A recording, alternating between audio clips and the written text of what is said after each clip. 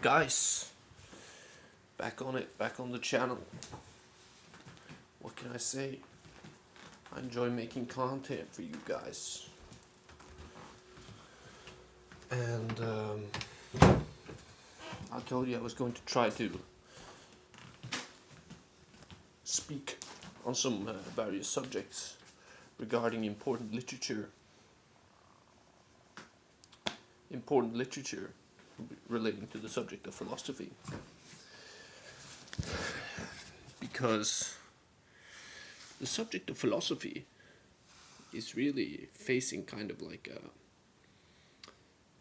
a drought, an idea drought, and that means that people are finding it hard to find an applied use for it, and they're finding a lot of it too vague to function as effective self-psychoanalysis or self-help, self-physiognomy, as perhaps, Nietzsche would call it, or something like that. And so we're really in a time of obscurely written philosophy or popularly written self-help. And both genres seem to borrow from each other, being unable to ignore one another. The self-help genre leaning on philosophy for a theoretical anchoring of whatever arguments it may want to present, and contemporary philosophy using critical analyses of contemporary literary trends as a part of their analysis of movements in idea phenomena. So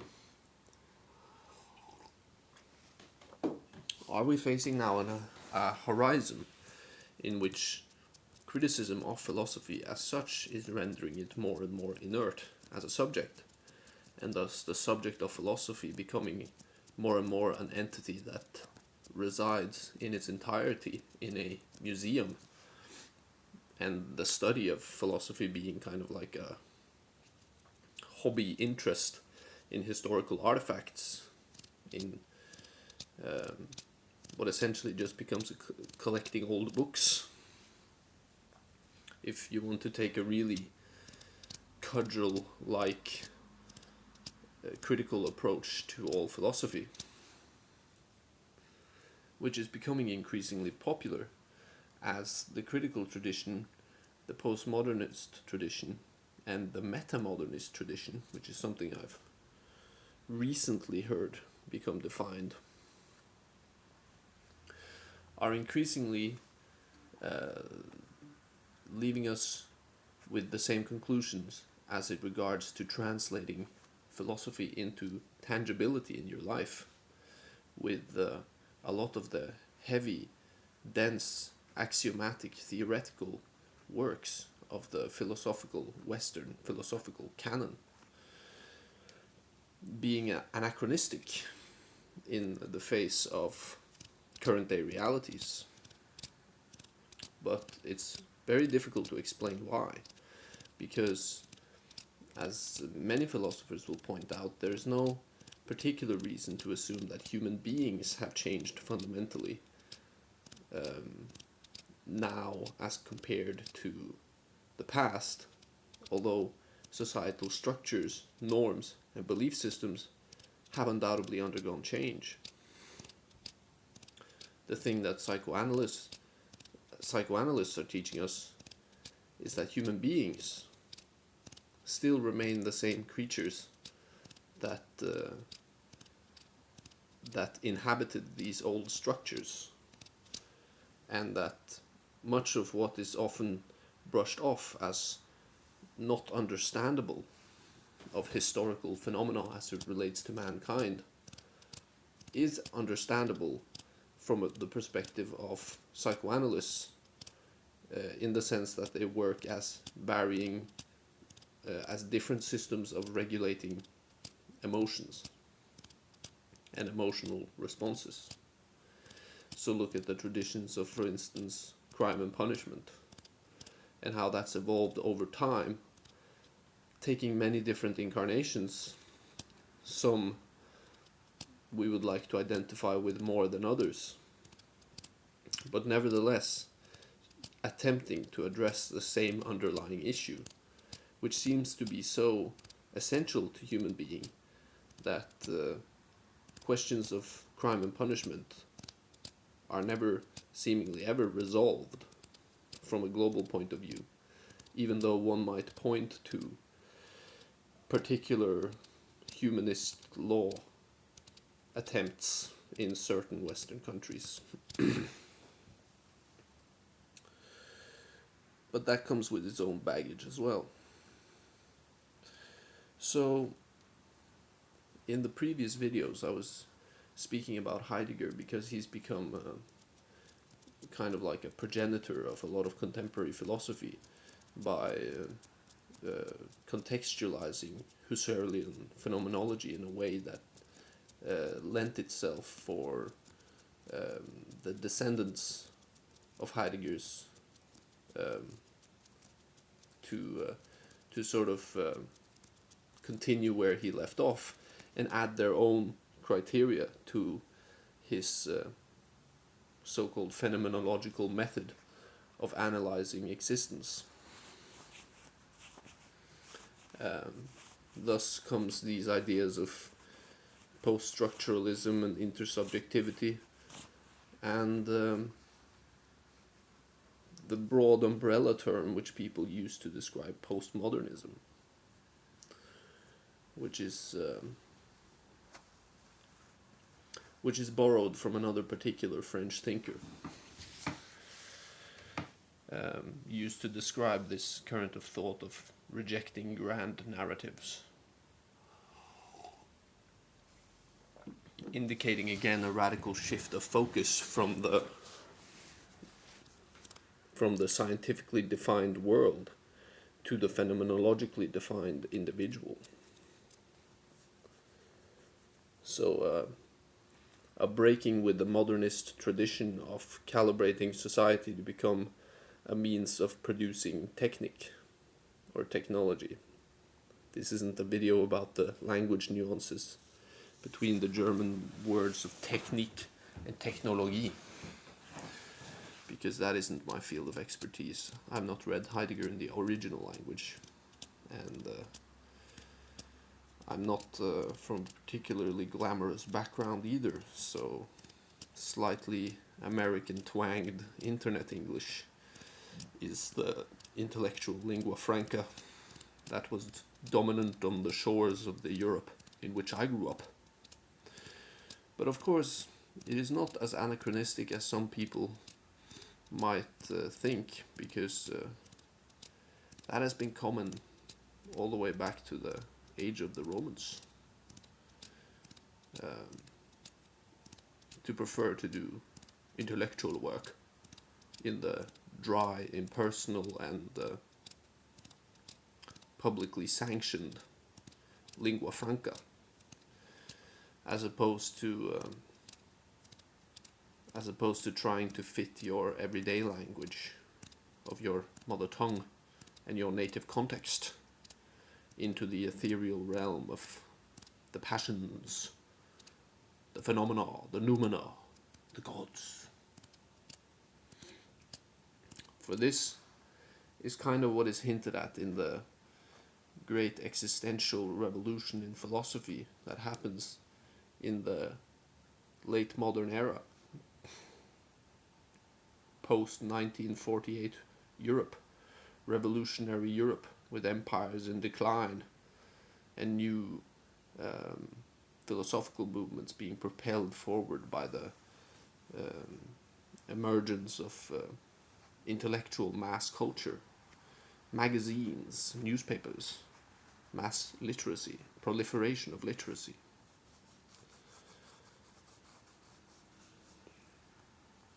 Similar to probably what archaeologists have defined as the Golden Age in Greece, which also represented a sort of upswing in production of written works and schools of thought.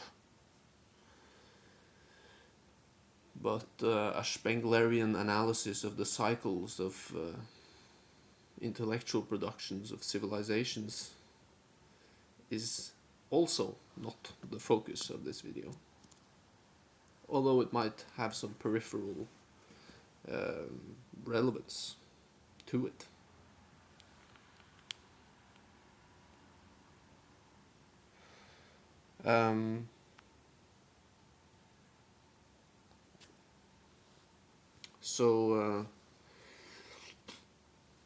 So what is happening to philosophy in current day? Well, Heideggerian phenomenology and psychoanalysts are sort of joining forces in being the essence of the distilled product that is delivered in a pop format by the self-help guru genre. Because late stage Heidegger also acknowledges this thing that Nietzsche spends a lot of time speaking about, and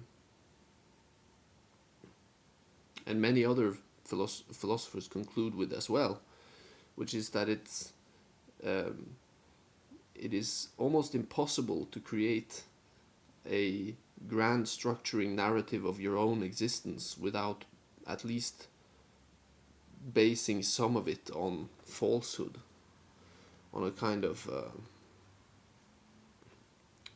enticing lie. That is how you would conceptualize it in the Nietzschean sense.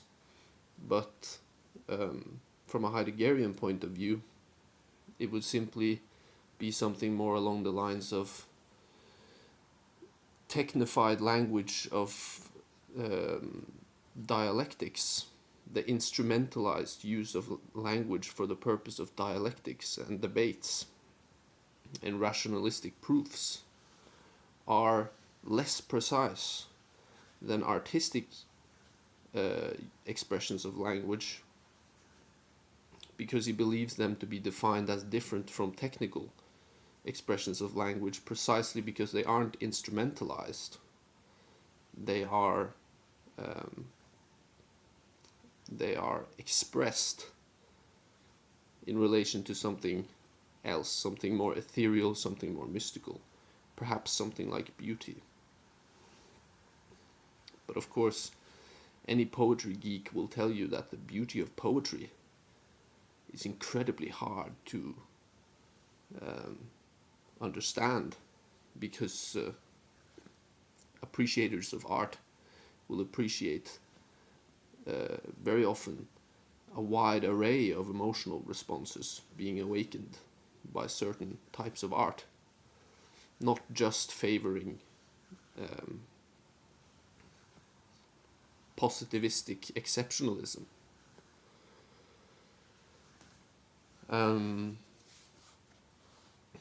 So beauty must be understood as a nuanced term, and I don't think it is necessarily relied on so much by Heidegger, who I think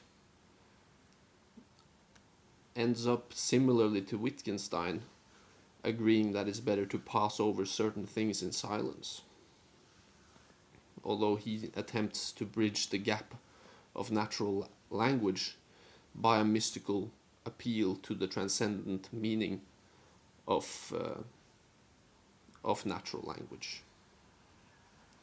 which opens the door for a kind of transcendentalist worldview that isn't explicitly religious. And so that means, as a person whose reality view is still transcendentalist, it's still rooted in the mystical experience of life, but you're outside of a religion, what would you be best characterized as then? Philosopher? heathen, pagan. There is certainly some flirtation among these existentialists with the idea of preceding more fantastical notions of mythologies and alchemy, which were highly important to ancient man.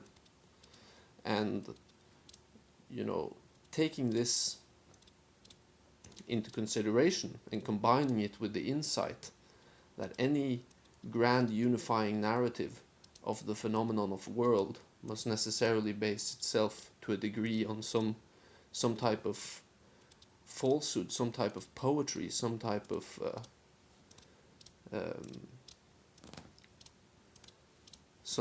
faith in a certain beauty.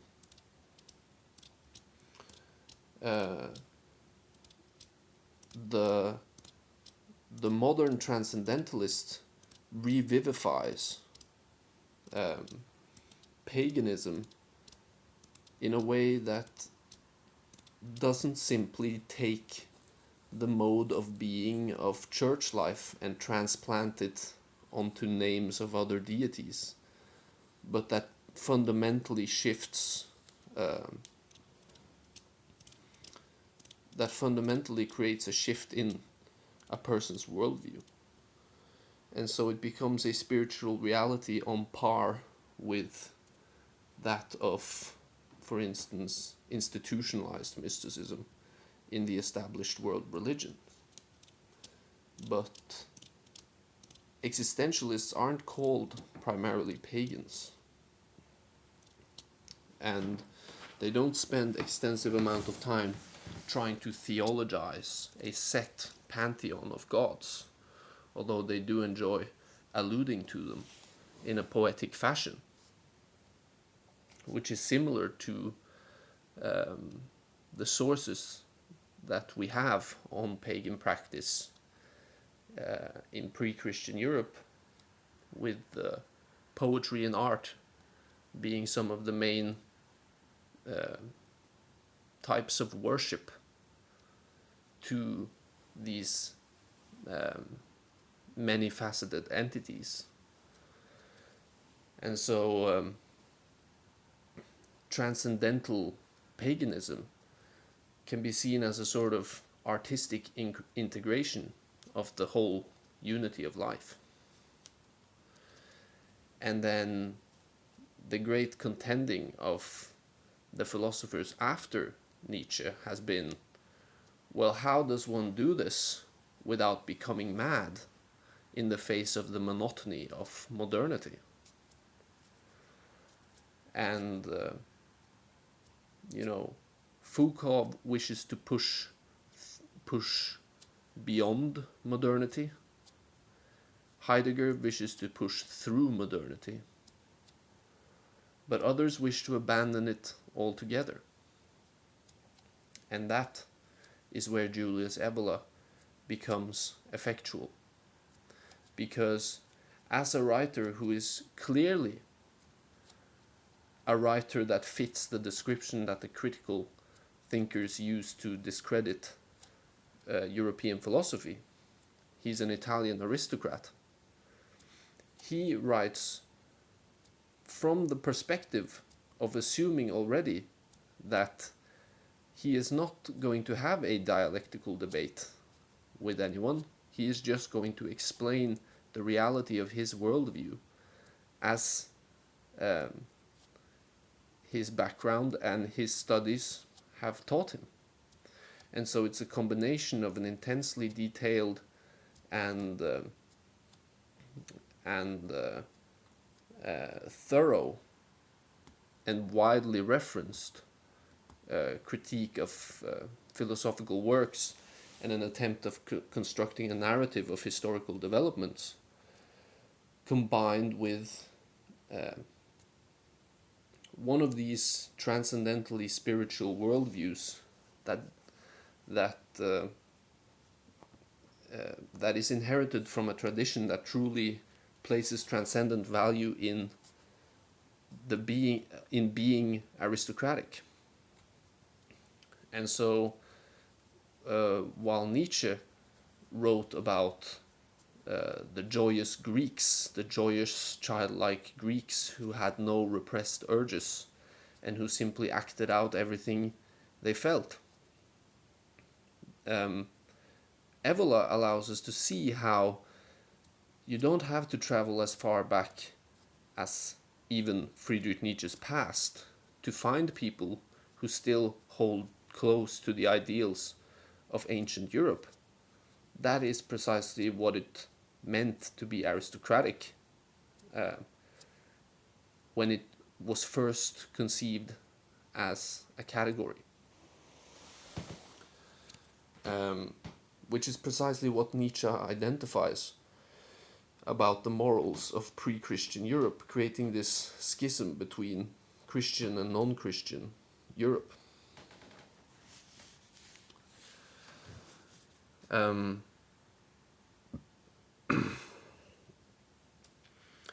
so,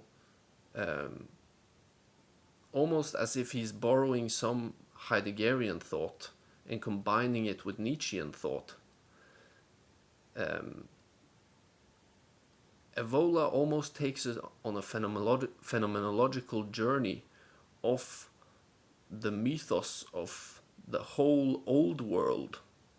So not just the West, not just Europe, but the old world, Indo-Europe.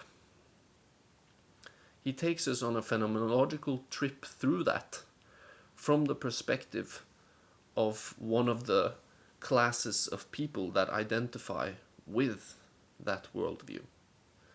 And so it's kind of like a revelation of Western esotericism by one of the few people who would have had an actual living connection with it, and who would have realized that he was now in a time in the first half of the European 20th century where the taboos surrounding this mysticism had become so watered down that he could actually make a honest attempt at describing and writing down everything about esoteric Western ritual practice and spiritual practice without fearing persecution.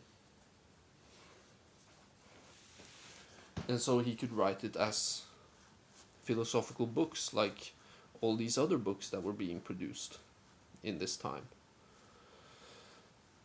And that is what makes it that's what makes the works of Evola truly special to me.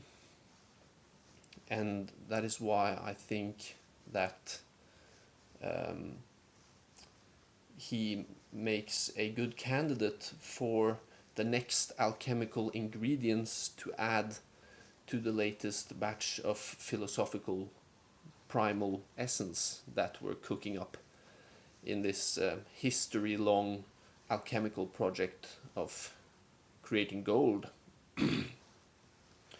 Because an important point of departure for someone such as Foucault and many other existentialists, seeing as their quest is to sort of understand themselves, to achieve an inner state of self-understanding, making it highly rooted in psychoanalysis and this quest for mental health, as I've mentioned before in this.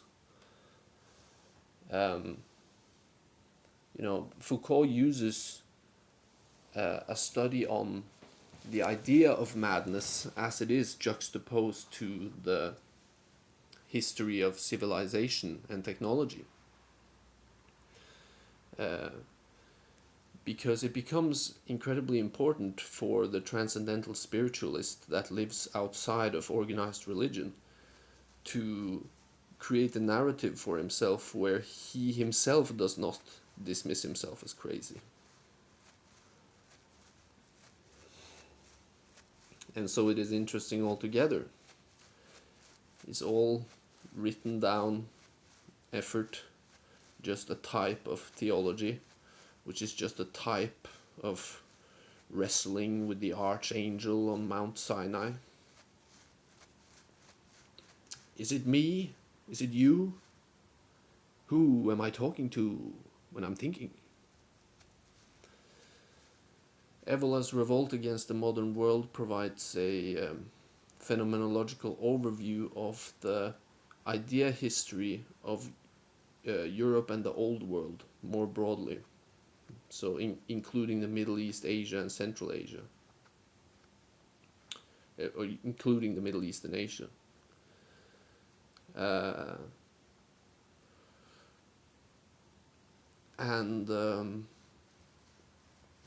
and yeah, his break with modernity. This is the yeah, and in other books that he has, such as the ones that relate to the subject of magic, he creates more in-depth phenomenological accounts of applying insights on the mythological history of the old world in a sort of quasi-alchemical, quasi-Jungian, quasi-artistic integration into the self, as a way of achieving health, as Nietzsche would have called it. But Evola would probably call it something like dignity or virility.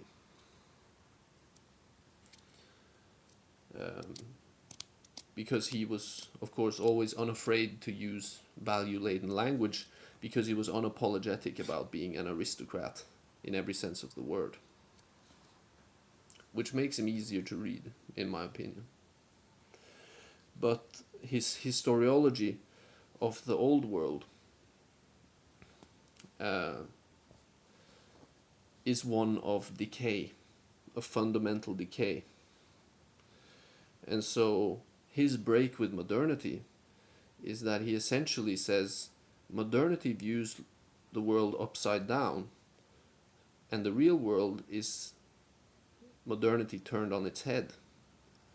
So perennialism, which is the anchoring of his thought, is the opposite of progressivism. It means that every step of progress in technology and civilizational organization of human life has been a fall from grace. So you can see how it marries itself more to theology in this sense, but it is not rooted in scripture as such, although it does allude to many different scriptures of all the mythological traditions of the old world, similar to this archetypal psychology project of Campbell, etc., to gather a unifying narrative from the fragments of every narrative.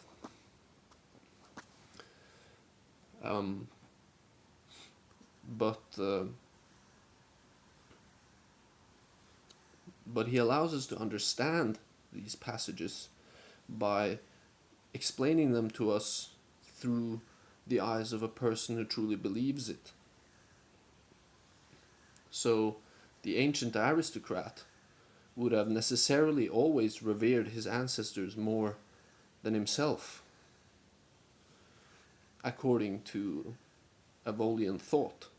And so to sit and argue for something on the terms of the great progress and the great progressing of the nation, of the species, of humanity, and all of these other grand narratives associated with modernism is something that an Evolian wouldn't even begin to consider. Because, like Nietzsche, he kind of has a grand tragic conclusion, which is that the reason we keep inventing technology is because we are losing the original faculties we had to provide for ourselves without the need for technology.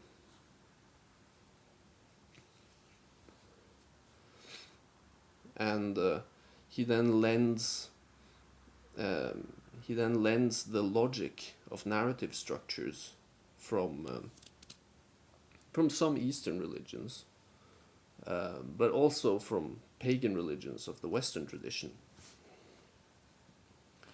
to indicate why,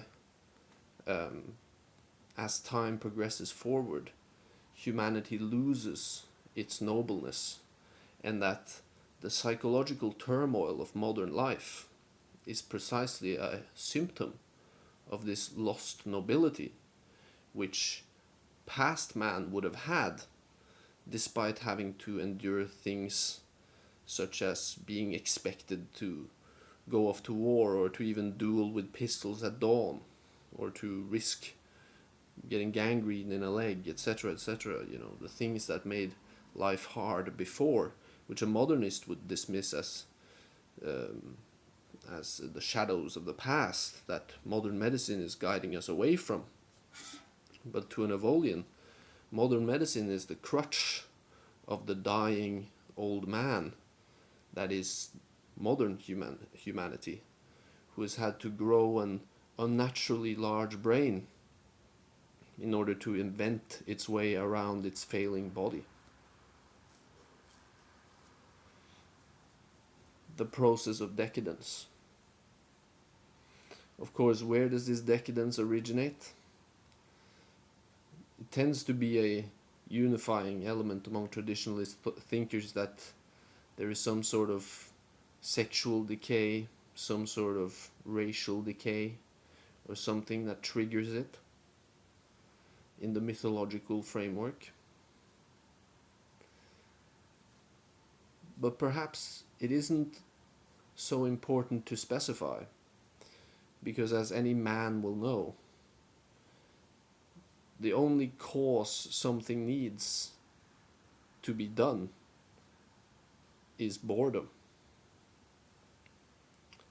And like Bismarck said, boredom is just pain distributed over time.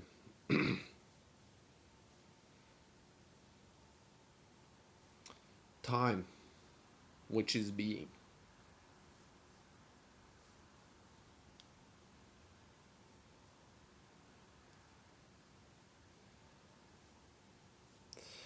So that's a brief overview of Evolian thought introduction to the introduction. And after I've read more extensively, I could probably provide a more interesting account with more details. Anyways, cheerio guys, leave a like, comment, subscribe down in my doobly pants, and let me know if you want to know anything else. Okay.